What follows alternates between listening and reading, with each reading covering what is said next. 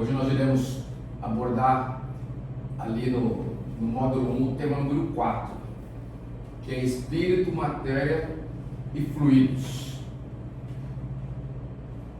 Tudo o que acontece conosco está relacionado com esses três elementos: espírito, matéria e fluidos. Fora disso aí não existe nada, principalmente para nós que estamos encarnados aqui no planeta Terra, né?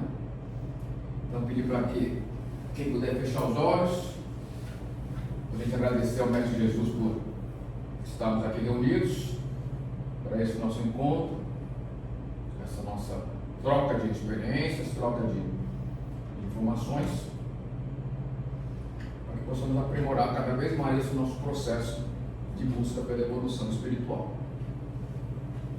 Agradecemos pela saúde que temos, agradecemos pela oportunidade de estarmos aqui e pedimos, Mestre, continue a nos possibilitar caminhar o mais próximo possível do seu caminho, daquilo que o Senhor nos ensinou, para que dia após dia estejamos colocando mais um tijolo nessa gigantesca construção que é o nosso viver aqui no planeta Terra.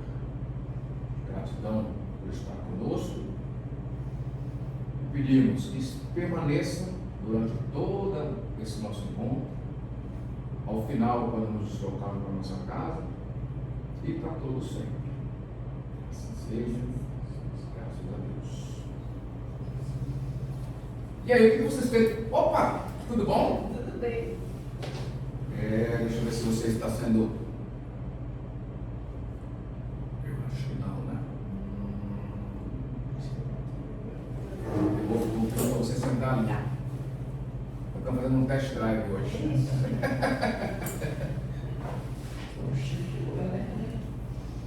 O que podemos falar sobre espírito, matéria e fluidos?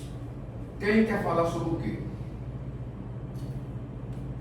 Não, eu não sei de nada, eu não sei, ele sabe, né? Só para facilitar o conhecimento de vocês. Estamos aqui para te ouvir. Oi? Estamos aqui para te ouvir. Para me ouvir? Não, agora vai ficar chato. Esses três elementos é que compõem tudo ao nosso redor. Você não consegue ver nada que não seja fluido, matéria ou espírito. Isso em relação a todos os reinos que nós vivenciamos, frequentamos e assim por diante. Esse roteiro 3, esse tema 4, né, do módulo 1, ele dá uma visão ampla, não se aprofunda, é bem genérico o que é apresentado aqui. Mas é só para a gente começar exatamente essa jornada durante o curso de mediunidade. Então, vamos seguindo aos poucos o que tem aí na nossa apresentação, para que a gente possa. Sobre a influência dos espíritos, quanto que os espíritos influenciam em nossas vidas? Mais do que podemos imaginar. Está lá no livro dos espíritos, né? A resposta exatamente a essa questão. Porque o tempo todo é através de, né, nós costumamos dizer, né, que quem é espírita fala lá, tem o anjinho e outro serzinho aqui, né? Cada um usa um nome diferente, né? Ficam sempre nos instigando. Isso é real, né? Tem sempre o nosso anjo da guarda nos protegendo, querendo nos ajudar, e algum espírito menos avisado, mais despercebido, que tenta nos atrapalhar. Dependendo do que nós fazemos, essas influências são totalmente aceitas por nós, ou nós conseguimos seguir só as influências positivas, boas, né, que nos fazem progredir. As outras nos fazem estagnar.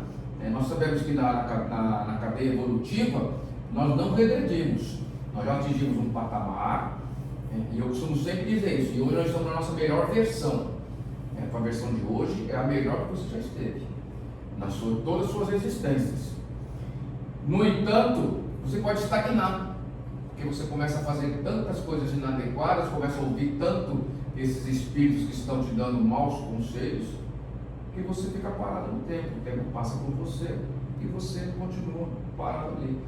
E eu ainda exemplifico, se passar um ano e você estiver no mesmo lugar, você não ficou parado, na verdade você andou 365 dias para trás, né? Porque era você estar lá na frente, então você recuou tudo isso. Tua escala evolutiva permanece a mesma, mas você perdeu tempo. Tudo bem que na nossa vida de milênios de anos nós temos bastante tempo, mas podemos aproveitar da melhor forma possível. Então, o que vem primeiro é o espírito, né? E essa influência que nós sofremos da espiritualidade, que é constante ao tempo todo, não tem como escapar delas.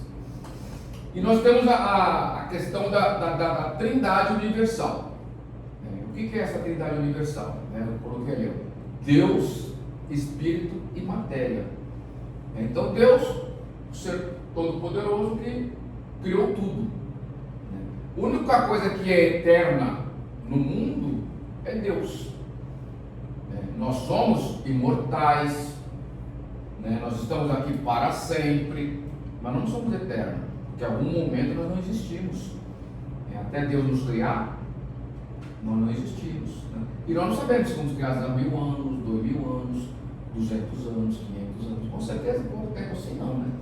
Para nós já estamos aqui, um olhando para o outro, sentados nos devorando. Então, com certeza, nós não temos pouco tempo de vida, temos muito tempo de vida. Então, Deus é esse ser todo poderoso, O Espírito é o que faz com que a gente esteja vivo, a gente tenha esse lado inteligente, prossigamos na vida o tempo todo, sejamos imortais. E a matéria, que é no qual nós nos servimos para inúmeras coisas, para nos alimentarmos, para nos vestirmos, para nos proteger, para nos abrigarmos. Então a matéria é uma constante. O que atrapalha, o que estraga, é nós nos apegarmos à matéria. E mesmo o nosso perispírito, por exemplo, ele é semimaterial, mas é uma matéria muito sutil, uma matéria, tanto que nos acompanha. Nós desencarnamos e ele vai junto com o espírito, essa matéria sutil do perispírito, vai nos dando forma, Agora essa matéria não é grotesca, e nós nos apegamos exatamente à matéria grotesca, aos bens imóveis, aos bens móveis, ao dinheiro, e aí que a gente começa a se perder nessa nossa jornada evolutiva. Não quer dizer que estando aqui nós não devamos usufruir do que o mundo oferece, porque o que está no mundo é para ser usado. O abuso do que está no mundo é que vai nos prejudicar. E normalmente nós abusamos da alimentação. Quantos de nós comemos mais do que precisamos? É maravilhoso, comer é fantástico, Quantas sensações que o alimento nos traz, E nós viciamos nisso, e continuamos e não estamos nos cuidando. Então é a matéria exercendo poder em cima do espírito. Deus nos dá o livre-arbítrio para que a gente possa escolher. Não o tempo todo, em alguns momentos. Deus é tão bondoso que em alguns momentos que nós estamos perdidos, Ele vai nos tirar o livre-arbítrio. Se você está se está se degladiando tanto, que Ele vai pegar, opa, esse aqui não tem mais condições de livre-arbítrio, Aí te dá um problema mental para você ser internado em uma instituição que cuide de você. Se você estiver desencarnado, você vai ser colocado para dormir 1, 2, 10 anos, até você ter condições de voltar a ter o teu livre-arbítrio. Se você está desencarnado e não quer voltar para a prova de expiação, é preguiçoso, ele vai te obrigar a uma reencarnação compulsória. Você vai sim, meu filho, vai lá. Então nessas horas você perde o livre-arbítrio. Quando você deixou de produzir para si ou para a humanidade. Aí Deus toma o livre-arbítrio de você e te coloca no caminho. Porque senão você não vai andar. E Ele tem, e aí toma essa atitude e faz. Então é a Trindade Universal, Deus, Espírito e Matéria, que vão nos reger durante todo o nosso a nossa vida, o nosso percorrer. Tivemos lá a primeira revelação, lá com Moisés, lá na tábua dos 10 mandamentos, a primeira revelação. Depois disso, tivemos a segunda revelação, que é Jesus. Transformou tudo que Moisés ensinou numa palavra só, amor.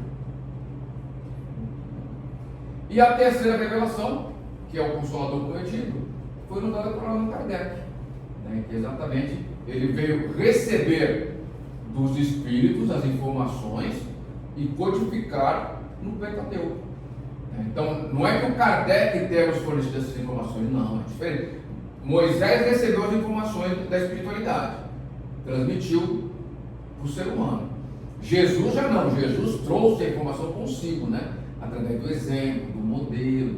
Jesus, tudo bem que ele pregava muito, falava muito, mas ele, antes disso ele fazia, né? Então, ele foi pelo exemplo. Então, o que Jesus nos ensinou veio dele.